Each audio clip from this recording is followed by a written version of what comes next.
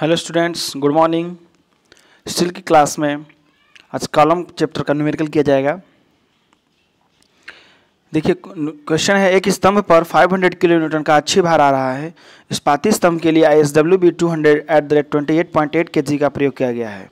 यदि इस्पात प्लेट में अनुगेम बंकन प्रतिबल 185 न्यूटन प्रति mm स्क्वायर और कंक्रीट में धारण प्रतिबल 4 न्यूटन प्रति mm स्क्वायर हो तो स्तंभ के लिए आधार प्लेट का परिमाप निर्धारित कीजिए।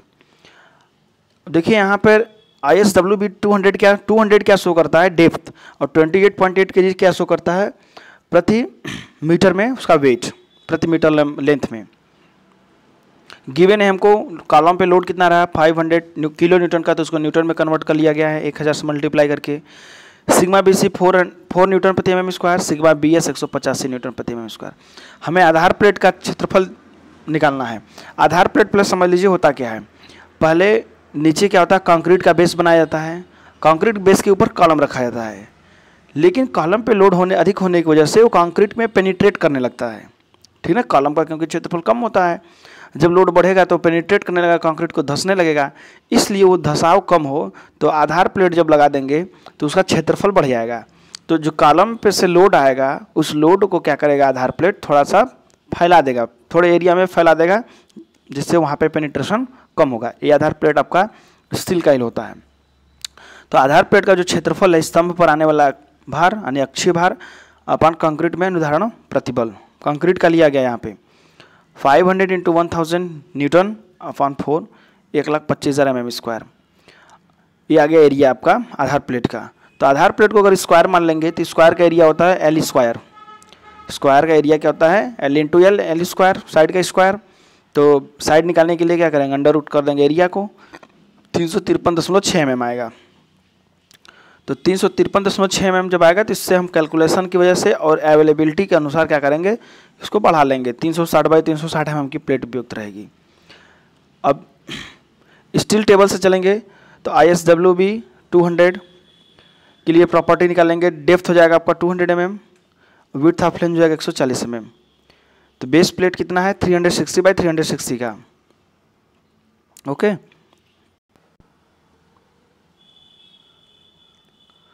अब देखिए इसमें डायग्राम देखिए हमारा ये रहा, आधार प्लेट है 360, ठीक है, यहाँ ये भी 360 सब 360। और ये जो आई सेक्शन बना हुआ है कॉलम के लिए, उसका पूरा डेप्थ कितना 200 स्टील टेबल से निकाले ही थे, और जो फ्लैंज का है वो 140 mm यहाँ पे दे रखा है यहाँ पे, ठीक है, यहाँ पे इधर। अब इसके बाद हमें जो निकालना है इसका थिकनेस। ये जो आई सेक्शन है, आई सेक्शन पे जो लोड आ रहा है वो बाकी बचे हुए प्लेट एरिया में, आई सेक्शन जो आपका ये है, उसके बाद बचे हुए प्लेट एरिया में उसका लोड का डिस्ट्रीब्यूशन कैसा होगा, इसके लिए हमने क्या करना, प्रोजेक्शन निकालना है। जैसे इधर से निकालना है ए प्रोजेक्शन और इधर है बी प्रोजेक्शन, यहाँ पर बी प्रोजेक्शन, यहाँ पर ए प्रोजेक्शन। तो ए प्रोजेक्शन का देखिए होता कितना है 360 - 140, 360 टोटल, और ये फ्लेंज का -140, 360 टोटल और 140 क्या है फ्लेंज का विड्थ। बाई 2 कर लेंगे तो इधर का ये और यहाँ का ये, यहाँ का ये और यहाँ का ये निकल जाएगा, 110 mm इधर, 110 mm इधर, दोनों साइड, मतलब ए जैसे इस साइड है उसी साइड अपोजिट साइड भी हो जाएगा। तो 110 mm इधर, 110 mm उधर। बी वैसे ही क्या है आपका 360 टोटल है, 360 में से 200 क्या है पूरा आई सेक्शन है, बाकी बी इधर बचा है नीचे, बी इतना ही ऊपर बचेगा, इसलिए बाई 2 कर लेंगे निकाल करके। तो 80 mm का प्रोजेक्शन बी साइड पे है और 110 mm का प्रोजेक्शन ए पर है, ए साइड पे है। अब इसके लिए प्रेशर इंटेंसिटी निकाल लेते हैं कि प्रेशर इंटेंसिटी आ कितना कॉलम से, 500 × 1000 न्यूटन लोड है और टोटल बेस कितना है 360/360 का, इतने पर लोड आना है। तो कितना हो जाएगा 3.85 न्यूटन प्रति mm स्क्वायर का लोड हो गया।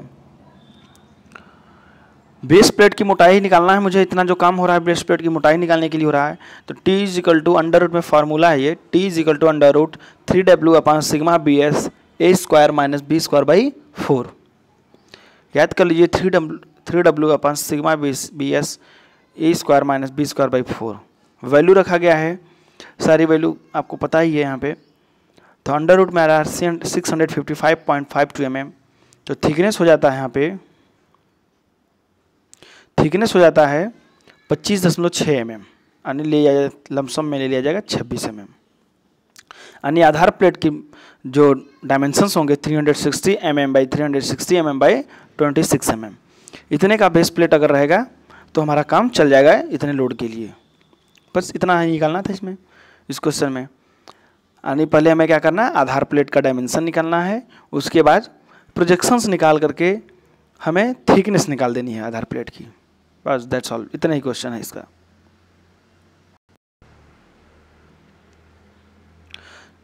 नेक्स्ट क्वेश्चन पे चलते हैं।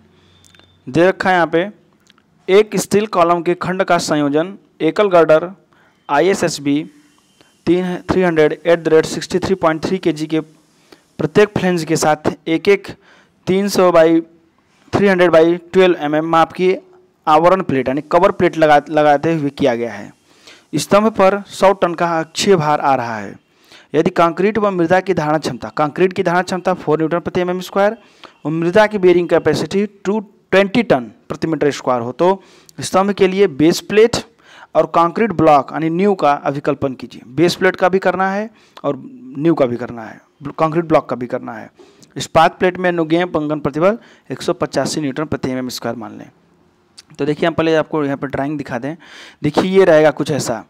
पहले ये आपका आई सेक्शन है, दोनों साइड टॉप पे भी बॉटम पे भी कवर प्लेट लगा हुआ है। ठीक है, कवर प्लेट लगा हुआ है। उसके बाद मतलब ये टॉप और बॉटम नहीं है, ये ऐसे आपका टॉप व्यू दिखाया गया है।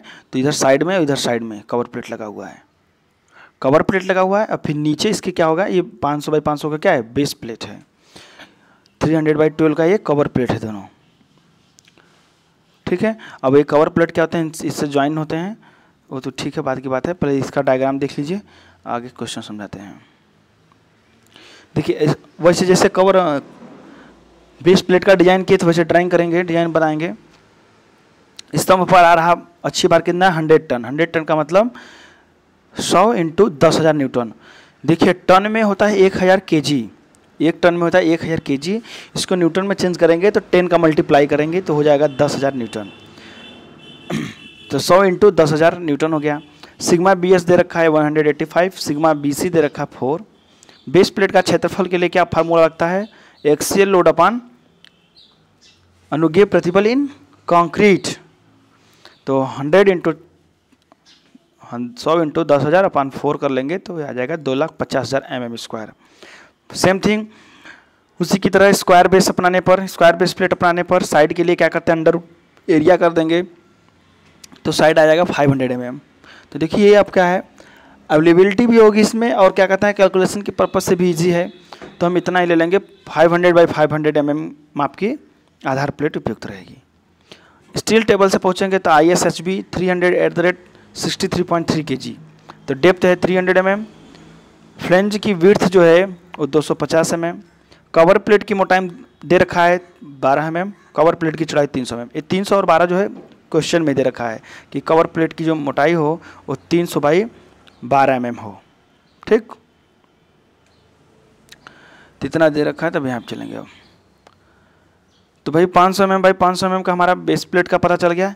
लेकिन अब हमें क्या करना है, पता करना है कि इसका थिकनेस कितना होगा कवर प्लेट का। तो आई खंड के सिरों पे प्लेट की शुद्ध दूरी है, बड़ा प्रक्षेप फ्लेंज की जो है, फ्लेंज का क्या इसमें, एक सेकेंड, बिड्थ है 250। बट यहाँ पर क्या होगा, बिड्थ 250 है लेकिन यहाँ पर हम जैसे 500 माइनस 300 करेंगे। क्यों, क्योंकि कवर प्लेट जो हमारे पास है, आवरण प्लेट, इसकी लेंथ लेंगे तो बची हुई लेंथ ही प्रोजेक्शन कराती है। तो 500 माइनस अब की बार क्या करेंगे, 300 करेंगे, 250 नहीं करेंगे क्योंकि 250 फ्लेंज की विड्थ है और 300 क्या है, कवर प्लेट है। तो जो सबसे अधिक होगी वो लेंगे, 500 माइनस 300 बाई 2, तो ये बन जाएगा 100 mm। यानी ये आपका लेफ्ट साइड और राइट साइड भी 100 mm, 100 mm का क्या है, प्रोजेक्शन बच रहा है। छोटा प्रक्षेप में देखिए 500 माइनस 300 प्लस 2 इंटू 12, देखिए क्या है, ये जो 300 है, एक सेकंड सॉरी, 500 टोटल है। 500 में से इसका जो डेप्थ दिया गया है वो 300 mm दे दिया गया है। तो 300 mm कहाँ से कहाँ तक होगा? ये बीम का है, क्या कहते हैं, कॉलम का। तो कॉलम का ऊपरी फ्लेंज से निचली फ्लेंज तक का ही 300 mm डेप्थ में होगा। तो ये 12 mm जो 300 mm, तो इसका चौड़ाई हो गया कवर प्लेट का 12 mm जो थिकनेस है, उसके ऊपर भी दिख रही है, नीचे भी दिख रही है यहाँ पे। तो 300 × 2 × 12 कर लिया गया। हमें बाहर टू बाहर का डिस्टेंस चाहिए, तो इसलिए 300 हो गया आपका कॉलम का फ्लेंज टू फ्लेंज डेप्थ, और 2 × 12 क्या आ गया कवर प्लेट का थिकनेस दोनों साइड।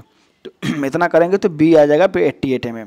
तो प्रेशर इंटेंसिटी इसके बाद निकालेंगे, अक्षीय भार अपान प्लेट का क्षेत्रफल। तो 100 × 10,000 अपान प्लेट का क्षेत्रफल है 500/500। तो W आता है 4 N/mm²। अब थिकनेस निकाल देंगे, जैसे पिछले क्वेश्चन में निकाले थे 3W अपान सिग्मा BS A² - B²/4।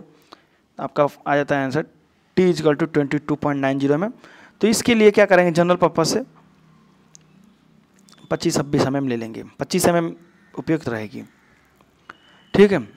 अब आता है देखिए कंक्रीट नींव का विकल्पन। तो कंक्रीट का विकल्पन अब आधार प्लेट का जैसे पिछले क्वेश्चन में किए तो वैसे कर दिए, अब कंक्रीट का विकल्पन करेंगे। देखिए कंक्रीट ब्लॉक रहेगा, फिर कवर आधार प्लेट रहेगा, फिर कॉलम रहेगा, ऐसे डायग्राम बना हुआ है। तो स्तंभ पर पड़ने वाला भार कितना है? 100 टन है। सेल्फ और कंक्रीट ब्लॉक का भार, अब इसका सेल्फ और आधार प्लेट का और कंक्रीट का कुछ भार तो आएगा ही जो न्यू पर जाएगा। तो इसका हम लोग 10% ले लेते हैं। तो 100 + 100/10 करेंगे तो 110 टन। जनरली सेल्फ लोड 10% लिया ही जाता है, तो 110 टन हो गया। मृदा की सुरक्षित धारण क्षमता कितनी है? 20 टन प्रति मीटर स्क्वायर। तो कंक्रीट ब्लॉक का क्षेत्रफल कितना हो जाएगा?